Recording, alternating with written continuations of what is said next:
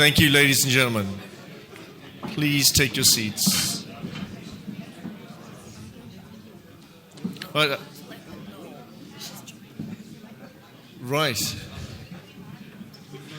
Seats, please. Thank you. Let's go. We're moving to the how. We're closing at 5:10. We've got a lot of work to do. Gentlemen at the back, please. Thank you. Thank you so much. Thank you. I can bring you a mic if you'd like to share the story more broadly. No? No one? Good. Right. We're going to move on. We are risk takers. We're trying to get stuff done today. Thank you for being here. Thank you for dedicating time to focus and move things forward. We moved so quickly that around 4.5 hours ago, we added a new panelist to our panel. See if you can look at your brochure and figure it out.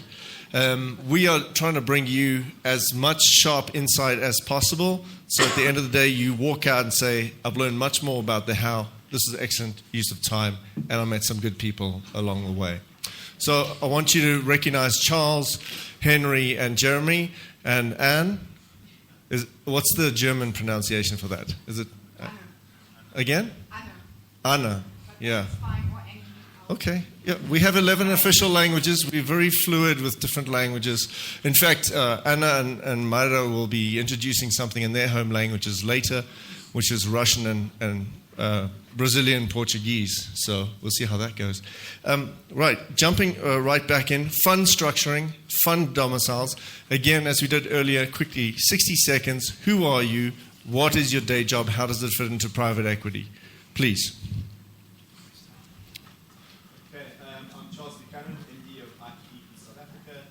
Sorry, could you use the mic?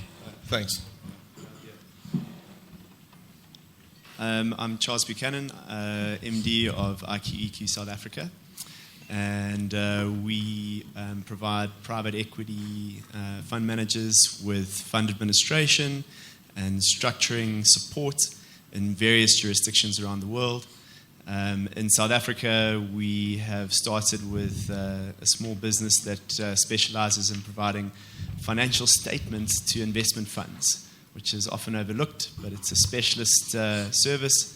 I've spent about 2 decades in the industry. I've been in investment banking as a trader, an asset manager, a chief operating officer, and I've set up my own funds all over the world.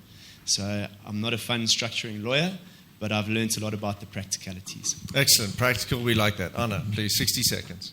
Morning, everyone. Anne Kepler, Regional Director Southern Africa for DEG. DEG is a German DFI, and we are an LP in funds globally, but specifically in Africa as well, invested in more than 40 funds on the continent, working with more than 20 LPs. Some of them I've seen in the room already.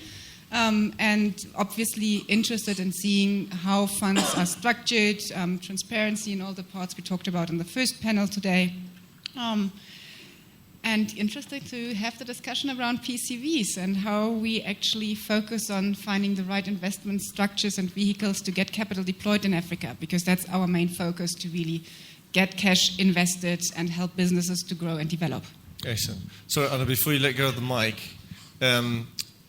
what is the AUM that you're deploying in Africa? And be so kind as just to pronounce DEG. What is the full name in German? DEG is a Deutsche Investitions- und Entwicklungsgesellschaft mit beschränkter Haftung, if you want to be really complicated. Now, I mention that because the audio team have now grabbed that audio clip. We're going to sample that for the karaoke, which will happen at about 11:59. Don't be late. Your AUM on the continent? I just want to say, pronouncing our name correctly is also part of actually qualifying as a GP for us. Of course, yes. Compliance would know that, right? Yes. And your AUM on the continent? $2.5 billion, but split 50-50 into debt and equity. So DEG is not only an LP, we are also a direct investor in equity and debt products.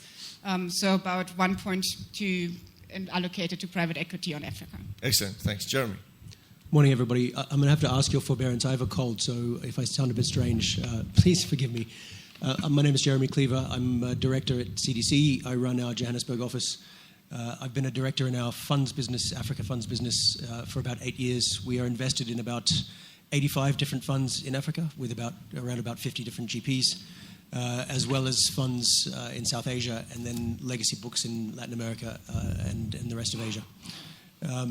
We have looked very closely at other structures other than the traditional fund structure in Africa, and have invested in a few of those, so have a few learnings and scars that we can talk about.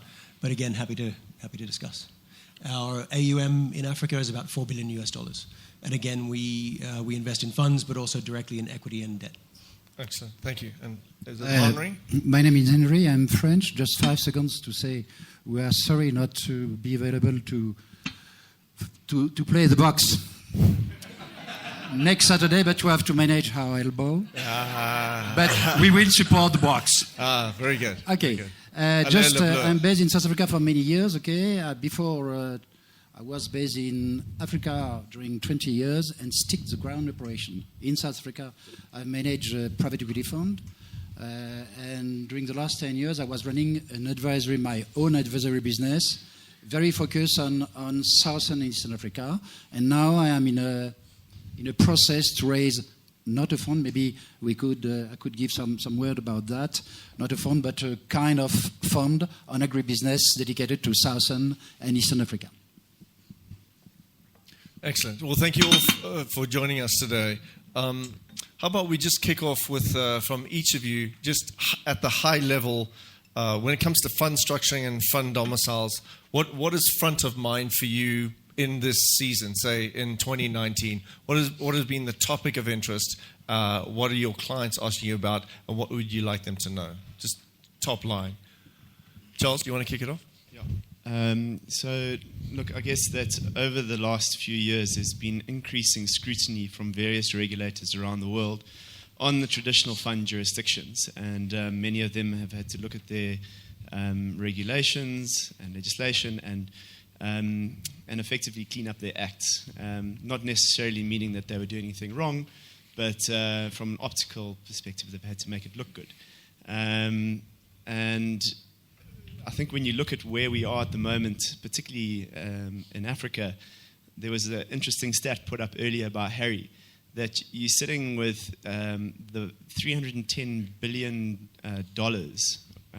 in pension assets in South Africa. But there's obviously far less accessible pension money. And if you want to do infrastructure development, if you want to build new private equity funds, build new initiatives, and certainly that's something that Africa needs desperately, they're going to be looking to investors from other countries like the CDC and DG and other DFIs, pension funds. And in order to be able to attract that money, they need to be able to find structures that are suitable in suitable jurisdictions.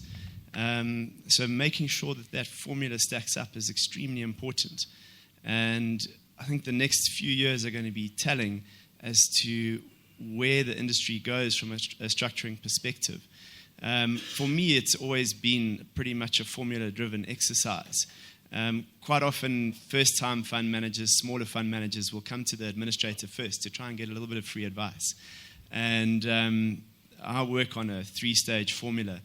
Firstly, most importantly, where are your investors based? Second part, what's your investment pipeline? What jurisdictions are you targeting? And then the third part is where's the investment team going to be?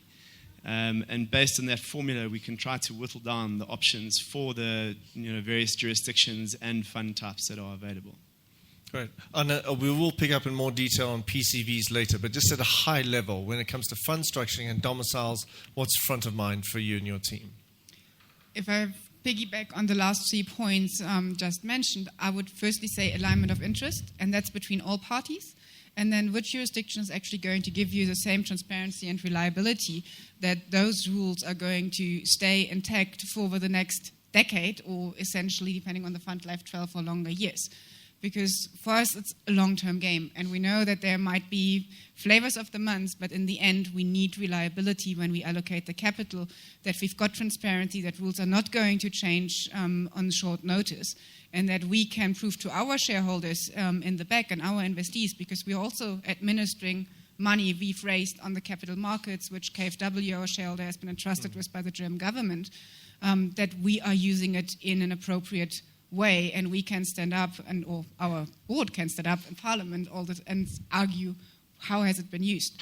And this should or provide reliability, that we don't want to have double taxation and parts. We want to be efficient on those parts and not evade taxes, but we want to know that we are covered and we are not running risks on a look-through basis on getting targeted subsequently. And we had those examples from Michael earlier. 7 years down the line, what did you do, when, and where? Excellent. Yes. So actually, everything that Anne said. But building on that, the transparency and reliability issue is particularly key for us. One of the KPIs that we work to is how much additional capital we can bring alongside us, particularly commercial capital.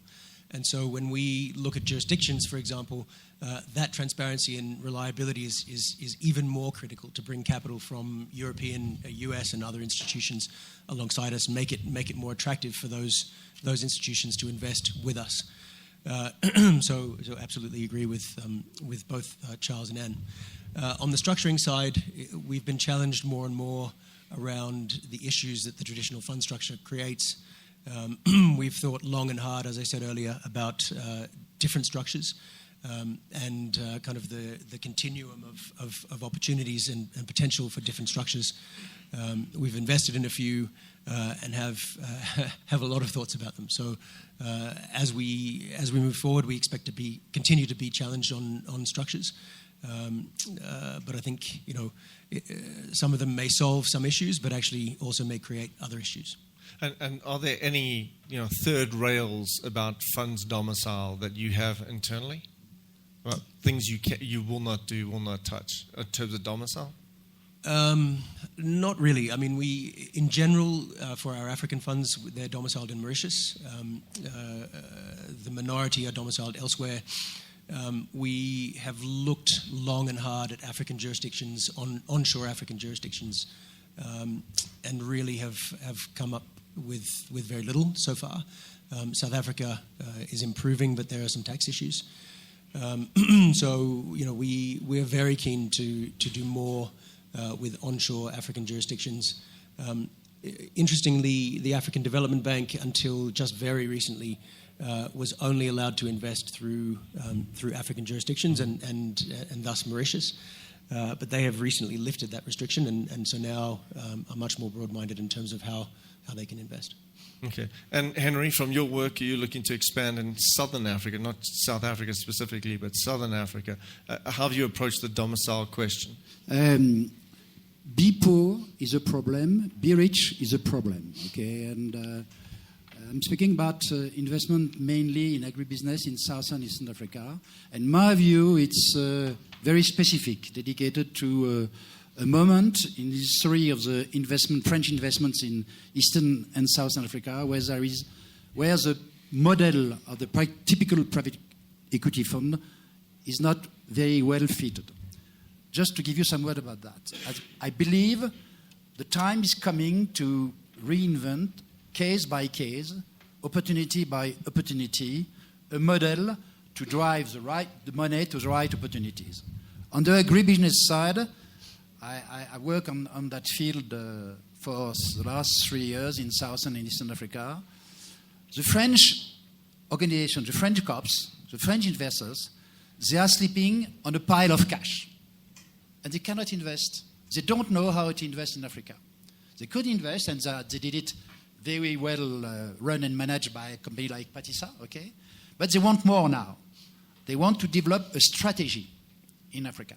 That means they want to be more associated to the management and to the investee side.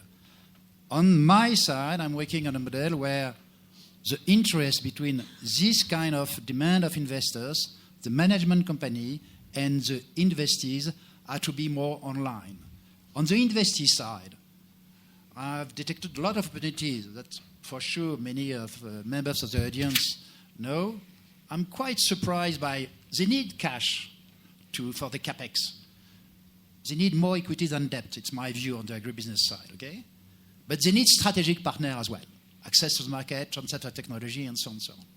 So that means we have to work. I am working on a specific model which cannot be generalized to a lot of funds, but which can fit to the demand and the offer of money. It's quite I have a problem. When I interrogate investors in France and in Europe, they say, oh, I like your idea, but I'm not very easy with your model because it's a new model. I said, you have to choose, make business or keep on your model, okay? But what I want to be too arrogant, okay, to say it's more and more very specific to an area where there is not the perfect match between investors and investees. Okay, it's what I'm going... Good. I'd like to pick up on that topic a bit and maybe expand for us in the room. What are some of the ordinary structures that you work with the funds that you set up? And what have been some of the unusual structures that you've had to put together? Jeremy? Yeah, so in general, we will invest in a fixed term, say 10-year, closed-end, limited life fund, right, with a blind pool. That's the general structure that we invest with. In Africa, as many of you will know, timelines tend to be somewhat longer, and so it can lead to difficulties with exiting assets.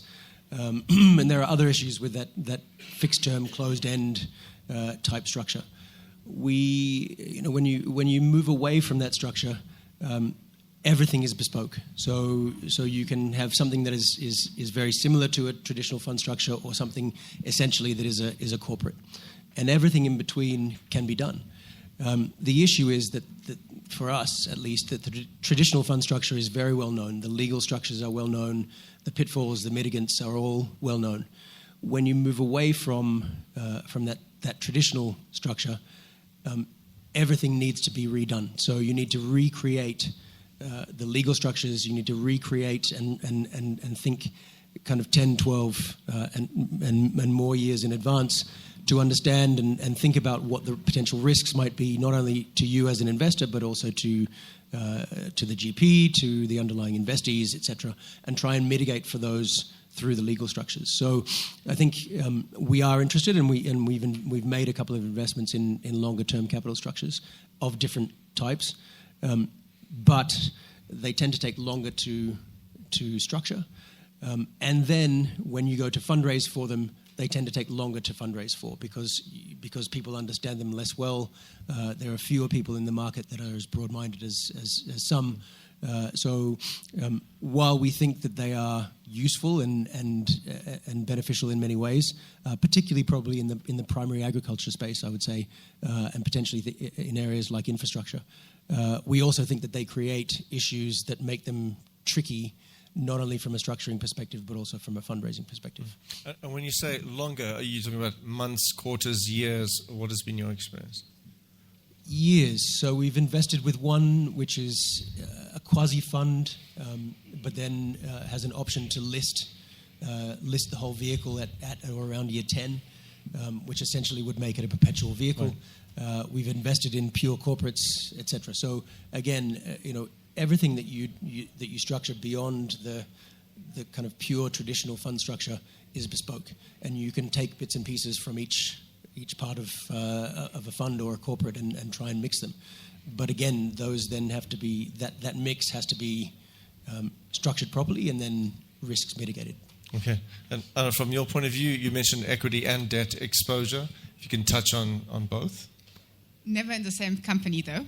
Really? Okay. So we try and avoid it. It's always a great concept if everything is sunny blue skies, as they are today. But nice. if the rain finally comes, nice. Which would be great for us, but not great in investment theory, we don't like it.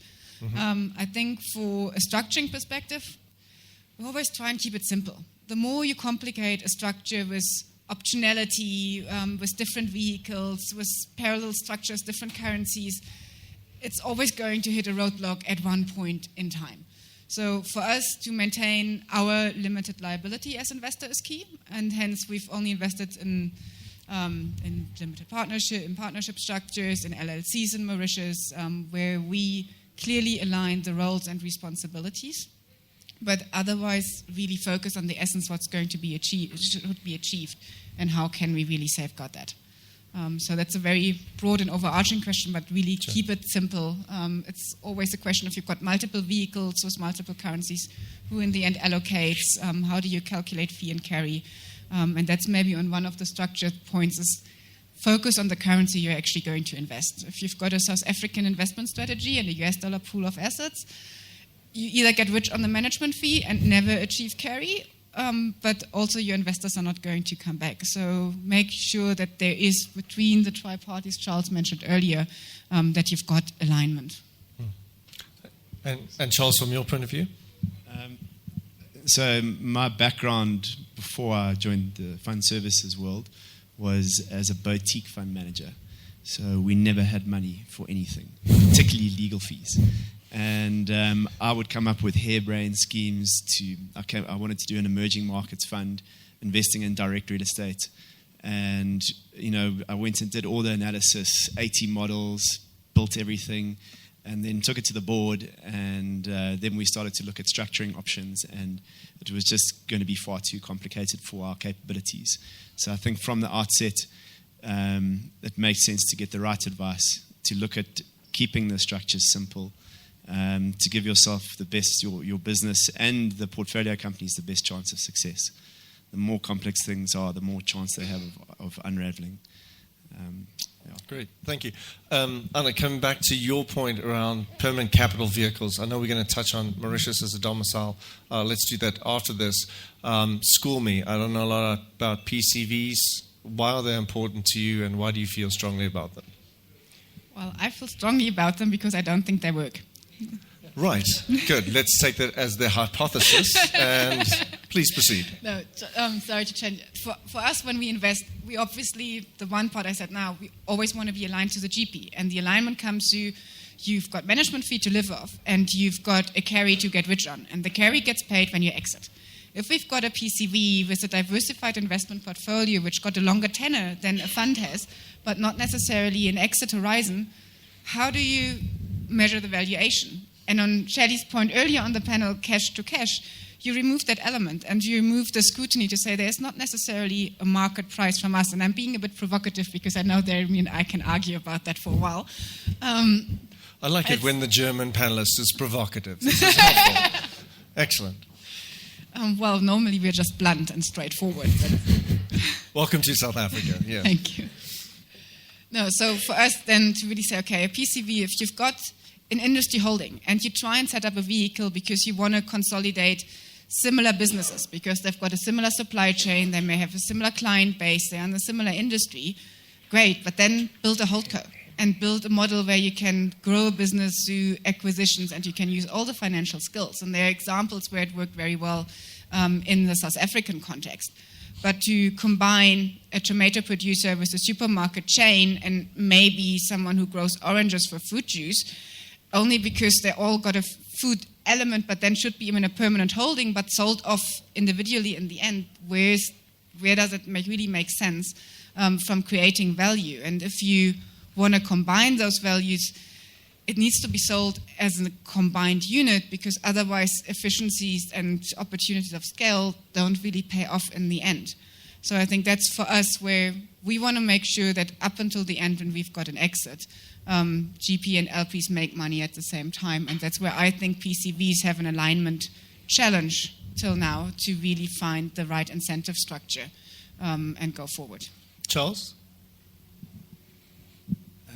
Look, I've got to agree with Annie, but I guess the reason why we're having this debate, and I've heard it a few times, I've taken part in a few impact investing panels over the last year, and the debate of exit often comes up because a lot of the impact investments are in the agri space, and I think Henri's probably going to talk a bit more to this point, so I don't want to steal your thunder, but I'm actually working with a couple of startup agribusiness fund managers, and anything in the cannabis industry? I've got investors. We can talk later. Yeah. Okay. No comment there. My compliance officer would have my neck. I guess the underlying issue is that a lot of these businesses still struggle to get to where you want them to be by year 7 or 10 even. And so we need patient investors in Africa, but we still have to align interests. if a fund manager is going to do a very tough job, he or she wants to be compensated fairly, and that's really in the carry. That's why we're all here, and we've got to figure out how to make that element work. So let me pass on down the line. Jeremy? I think this is right up Henri's alley, so Okay. maybe I'll let that one swing past me. Skip past. Yeah. Yeah. Nice one. Nice one. Okay. It's not easy to build up such a model. Okay, there has to be worked, and the issue are this one: you have to be close to the ground operation, you have to be close to your domiciliation where your structure are located. Mauritius, we could speak more about Mauritius later, and we have to be close to the investors. Okay, on my example, okay. Why the investors are looking for? They are looking for return, for sure. Everybody loves return, okay?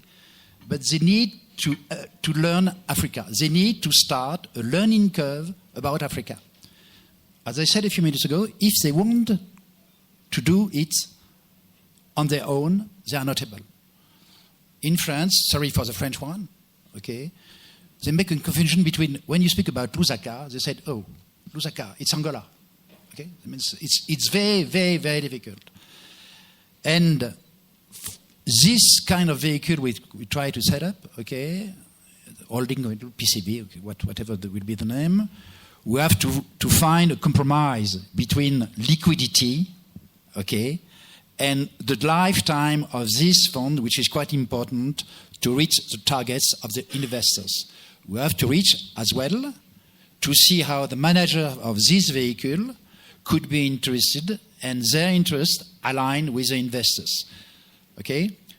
On the agribusiness, I insist on one point which has been highlighted a few minutes ago. When you see an investee in Zambia or in Uganda and so on, you said, sorry, it's a bit simple, it's basic. Okay, I have to find an exit in 5 years from now. The guys are saying, okay, you are going to exist 5 years from now, get out now. Okay, that means I need you on the site more. The last panel, you mentioned average. It was a blow-up on the investee side. Imagine you invite for a dinner a beautiful girl, okay, and you say, oh, I'm going to have a charming dinner, and more after. And suddenly you open the door, you see a tough guys with guns, okay, with boots, 120 kilos, and said, okay, what are you doing here? And the guy said, okay, sorry, I bought the seat, okay? It's what happened to a lot of investors. The investors, they want to be sure on the long-term issue. And we have to match this long-term issue with the need, with the demand of the management company, and with the investors, where one day, once a time, they have to be sure that they could exit either from each investment or from the global company. Response from Anne? I don't agree with I do agree with long-term. I think long-term relationships are key and are absolutely required. I don't agree with putting it into a permanent holding, which then pays fees and carry on a valuation question. Having longer fund lives, absolutely. We've got funds in our portfolio, we've got 15 plus fund lives, and it works. But I think for me, it's how should an exit be created, and is it in the end consolidating assets, or is it selling them off one by one? And my point is really around structure and incentives to the manager. Having longer term structures, absolutely. We all know that the fee drag is longer. The one thing to consider there is obviously the longer you term a fund, the more fees you pay, the higher your exit returns have to be in the end to still be profitable as a GP, or to have a different, more lenient structure because you do transactions once and goes through a longer holding period. But on that front, I do not disagree. Jeremy, talk about your structures and respond to Henry's point, and also what are some of your longest funds or oldest funds? Yeah, so I have to say I actually don't disagree with what anybody said on the panel. I think these issues are very difficult. If you create a holdco You're trying to combine similar assets that are going to generate value and value not only in and of themselves but also from one another. I think it's a very valid point.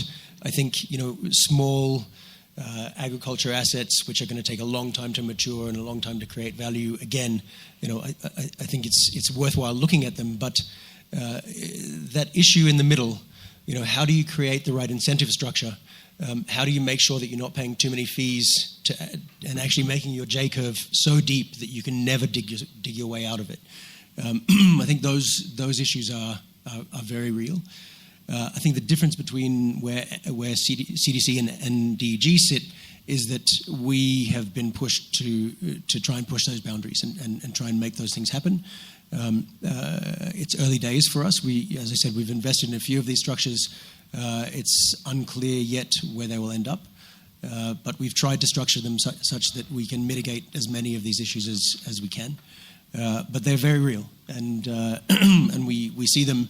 The ability to create value over 15, 20, 25 years is a real challenge, and make sure you're creating enough value to dig your way out from that fee drag is a real challenge, and to get carry to make it worthwhile for the fund team to stay around.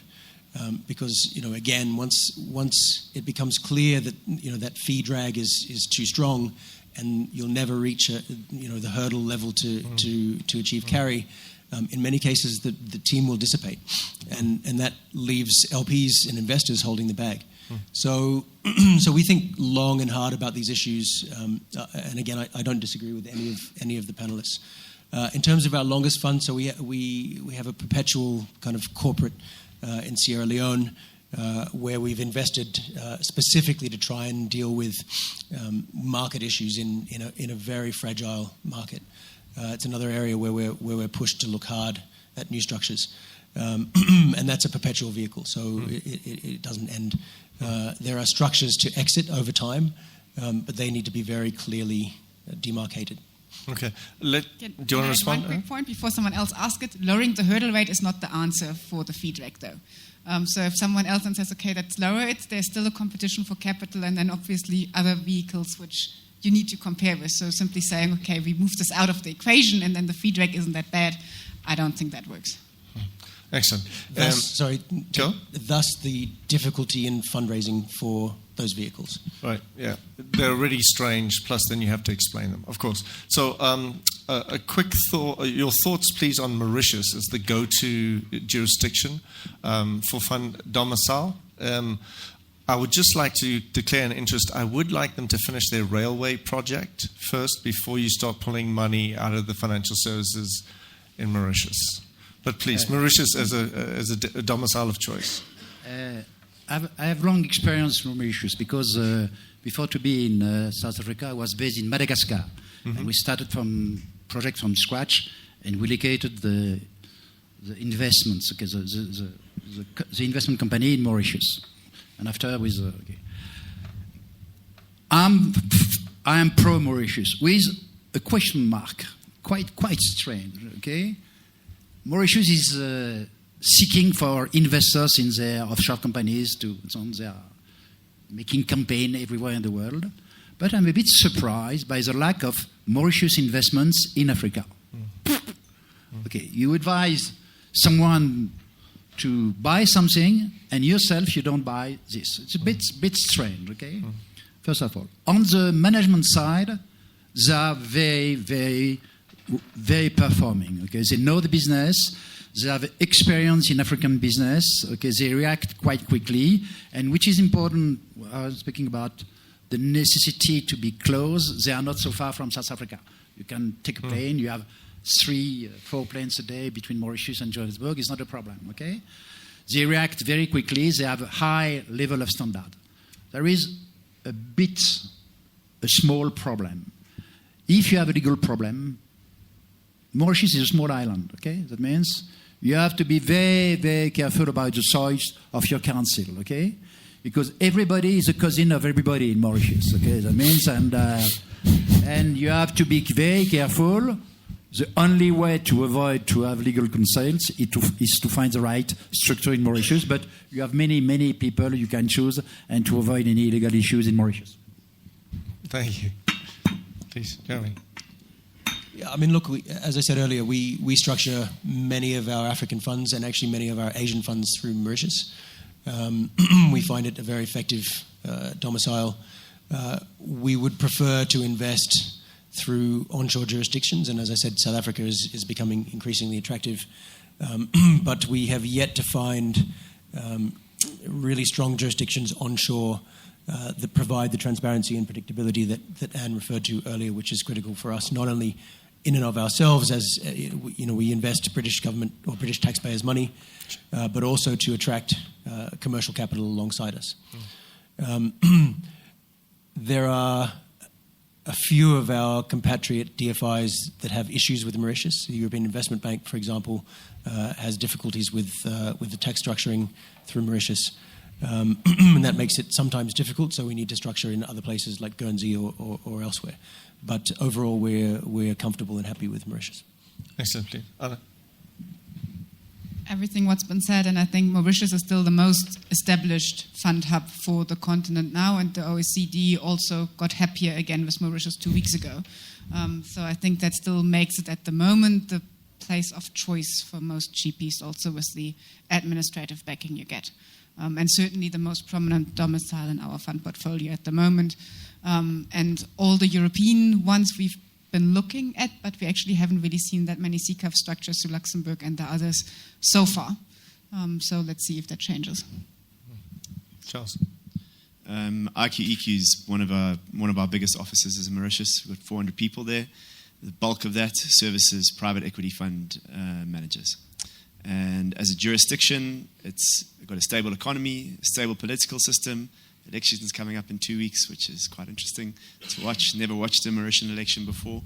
I think GDP growth is 5 or 6%. It's got a strong judicial systems, easy flow of capital, no foreign exchange regulations. So it ticks a lot of boxes as a neutral jurisdiction. There's a lot of professionals on the island. 70% of our staff have some form of professional qualification. You've got access to a lot of legal teams, auditors, bankers. So it's got everything you need to support a solid fund structure. And, the businesses that we support come from all over the world. A lot of South African fund managers that are investing up into Africa have their African funds domiciled in Mauritius. We've got, European investors going through Mauritius, US. So I think it's a very widely accepted jurisdiction. Certainly from my perspective, when a fund manager comes to me and they're saying they're going to go and invest in Africa, it's my go-to at the moment. And I don't think that's going to change in the near future. Excellent. That's a great way to end, guys. We're out of time, so you'll have to pose questions during the lunch. We've got a nice long lunch. Please reach out to our panelists. To Anne, who joined us late, Jeremy, Henry, and Charles. Thank you so much.